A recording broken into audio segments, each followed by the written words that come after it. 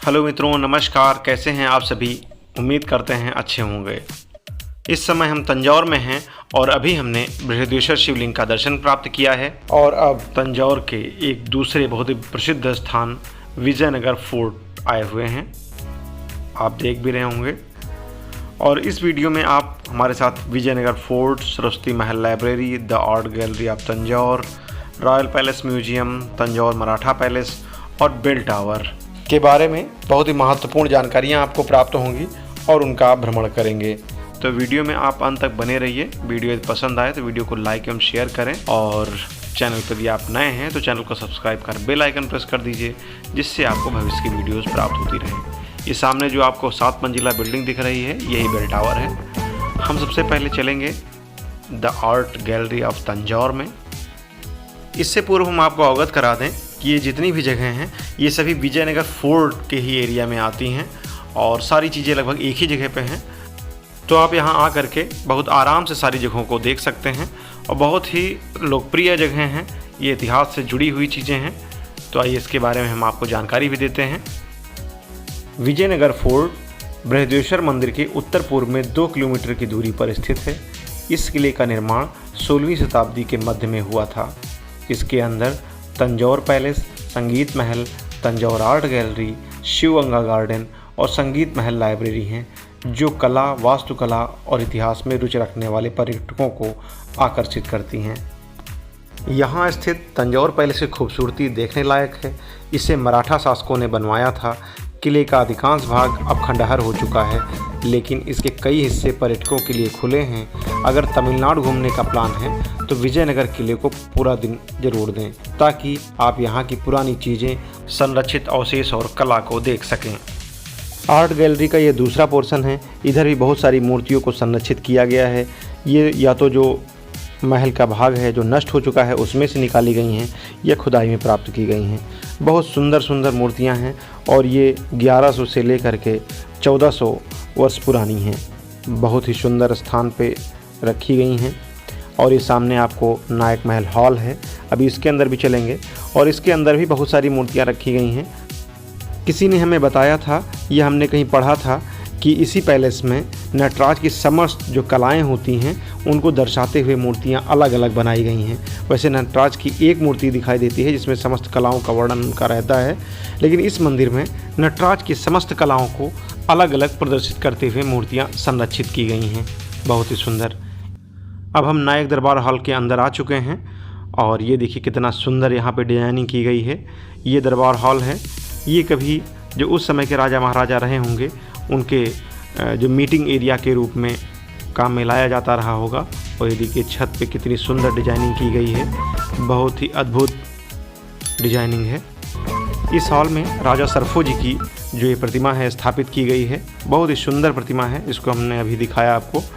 और हॉल की जो डिजाइनिंग है वो तो बहुत ही सुंदर है। पेंटिंग का कॉम्बिनेशन कितना सुंदर है, बहुत ही अद्भुत।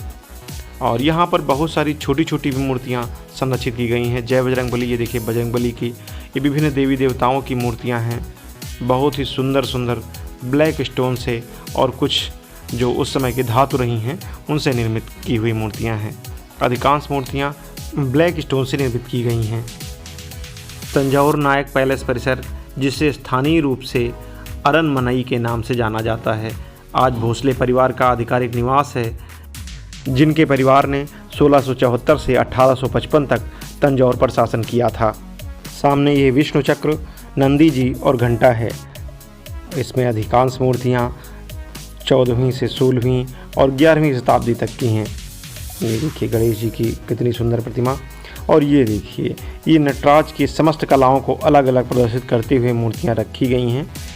ये सभी दुर्लभ मूर्तियाँ हैं। इनका आप सभी दर्शन प्राप्त करते रहिए। देखिए इधर भी नटराज की विभिन्न कलाओं को दर्शाते हुए मूर्तियाँ रखी गई हैं।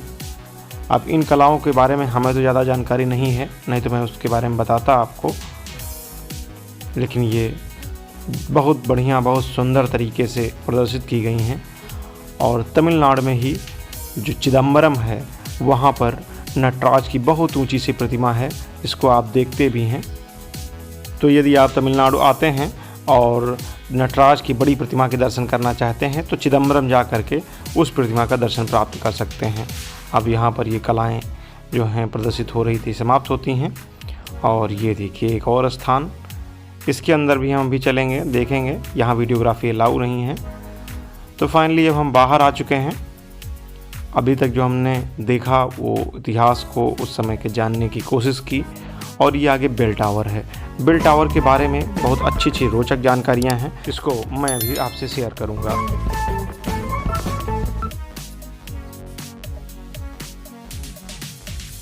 बेल टावर आर्सेनल टावर के उत्तर पश्चिमी हिस्से में स्थित है। इस टावर को जनता के लिए विस्तृत छेद वाले कान मंडप के रूप में भी जाना जाता है और इसे गिंगी नायक की शैली में डिजाइन किया गया है। 7 मंजिला घंटाघर से बड़े मंदिर और तंजौर शहर का विहंगम दृश्य दिखाई देता है। यह भी माना जाता है कि इस मीनार के ऊपर से दिखाई देने वाले श्रीरंगम रंगनाथ मंदिर के टावरों की पूजा करने के लिए विजय राघव नायक हर दिन दोपहर में इस पर चढ़ते थे। आज इस टावर में केवल 7 मंजिल हैं। हालांकि कहा जाता है कि यह अधिक स्तरों के साथ ऊंचा हो गया था, जो गरज और बिजली से क्षतिग्रस्त हो गए थे। एक शोध नोट में कहा गया है कि टावर में एक विशाल और असामान्य घड़ी थी, जिसमें एक बंदर की आकृति हर घंटे गूंग पर वार करती थी। बेल टावर में विशेष रूप से कुछ भी नहीं मिला है। लोग इस जगह का उपयोग ऊपर चढ़ने और तंजौर शहर का हवाई दृश्य देखने के लिए करते हैं। यह एक और दिलचस्प इमारत है जिसकी निर्माण शैली आर्सेनल टावर के बिल्कुल विपरीत है। यह आधुनिक गगनचुंबी इमारतों जैसा आयताकार निर्माण जैसा दिखता है। तमिल में मदमालिगई इसका सटीक वर्णन करती हैं, आयताकार हवेली के रूप में। यह इमारत शस्त्रागार टावर से छोटी है और इसमें 7 मंजिल हैं। इसमें एक बार एक यांत्रिक घंटी होती थी जो ऊपर से हर घंटे बजती थी।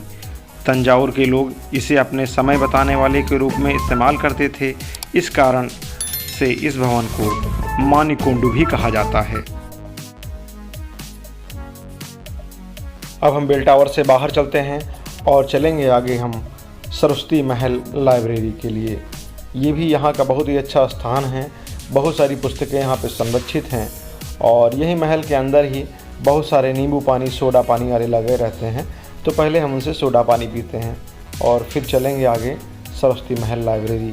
अंदर काफ़ी ज़्यादा स्पेस है। जो लोकल के लोग या गाड़ियाँ लेकर आते हैं तो अंदर वो पार्किंग भी कर सकते हैं।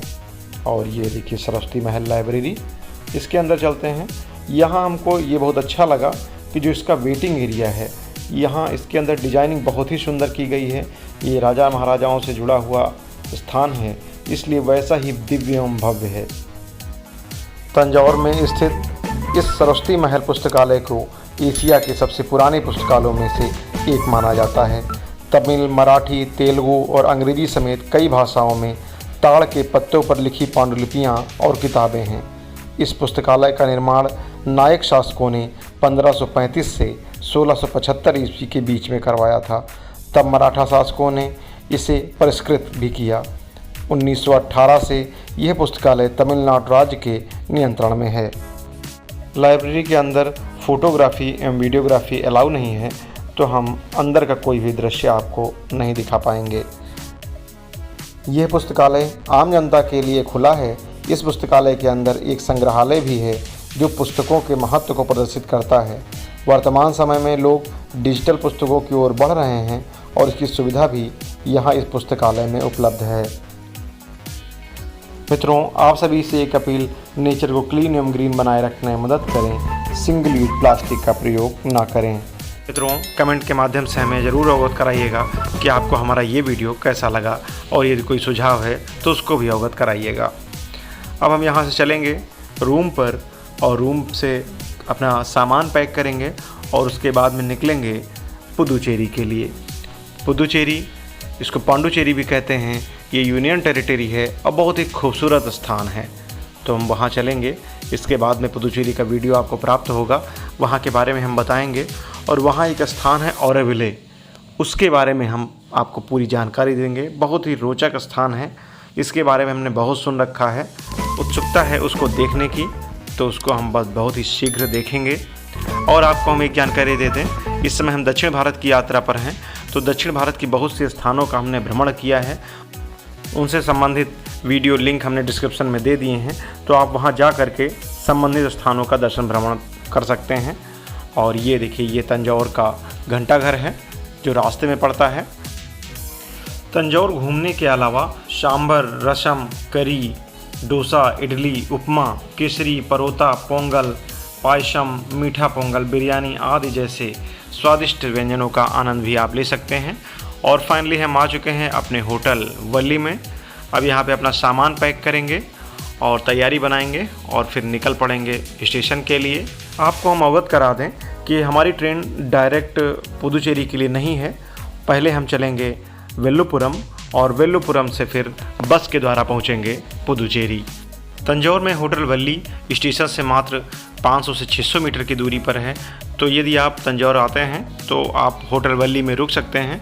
बहुत अच्छी व्यवस्थाएं हैं यहाँ की, रूम भी साफ़ सुथरे हैं और आपने बाहर का तो देखा ही। और ये देखिए, तंजौर में बहुत बड़ी बड़ी सी मालाएं बिकती रहती हैं, ये मंदिरों में और विभिन्न आयोजनों में प्रयोग की जाती हैं। बहुत सारे यहाँ पर दुकान हैं जहाँ पर ये मालाएं बिकती हैं। तो अब हम तंजौर से विदा लेते हैं और चलते हैं स्टेशन और वहाँ से पहुँचेंगे वेल्लुपुरम और उसके बाद में पुदुचेरी। तो अब आपकी हमारी मुलाकात होगी पुदुचेरी में। तो आप सभी हमारे चैनल से जुड़े रहिए। मिलते हैं हम यात्रा के अगले पड़ाव में। तब तक के लिए नमस्कार, जय हिंद, वंदे मातरम।